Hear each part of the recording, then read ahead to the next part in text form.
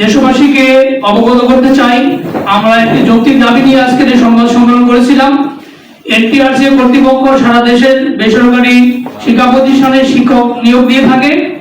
আমরা 18তম শিক্ষক নিবন্ধনে 3 ধাপে উত্তীর্ণ হয়েও মেধা ও যোগ্যতা প্রমাণ দেওয়া সত্ত্বেও আমাদেরকে 2025 সালের শূন্যপদযুক্ত না করার ফলে বঞ্চিত করা হয়েছে। 2025 সালের 31শে ডিসেম্বর পর্যন্ত শূন্যপদ আমাদের দাবি ছিল।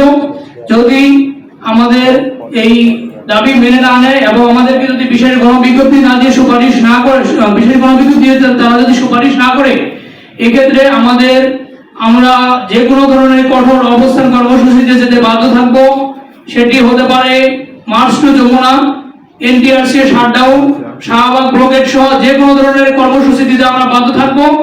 আমরা আজকের এই সংবাদ সম্মেলনের মাধ্যমে আমরা শিক্ষা সংশ্লিষ্ট সকলের দৃষ্টি আকর্ষণ করছি, যাতে আমাদেরকে সেরকম কঠিন কোনো স্টেপে না যেতে হয়। আমাদের এই দাবিগুলো আপনাদের সামনে উপস্থাপন করেছি, যাতে তারা একেবারে কার্যকরী পদক্ষেপ নেয় এবং দ্রুত একটি বিশেষ গণবিজ্ঞপ্তি দিয়ে আমাদেরকে যাতে সুপারিশ নিশ্চিত করে।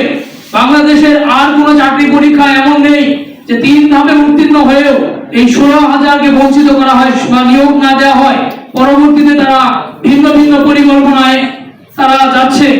আমরা শিক্ষা সংশ্লিষ্ট সকল ঊর্ধ্বতন কর্মকর্তাদের দৃষ্টি আকর্ষণ করছি।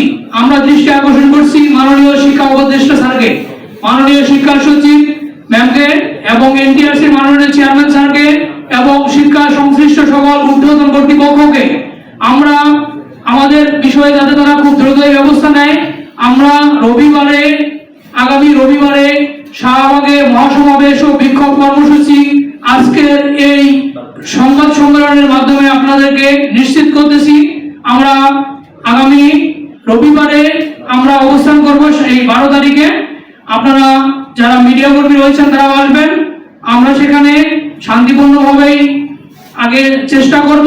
যদি তারা আমাদের বিষয়ে কোনো পজিটিভ সিদ্ধান্ত না নেয়, আমরা যে কোনো কঠোর কর্মসূচিতে আমরা যেতে বাধ্য থাকবো।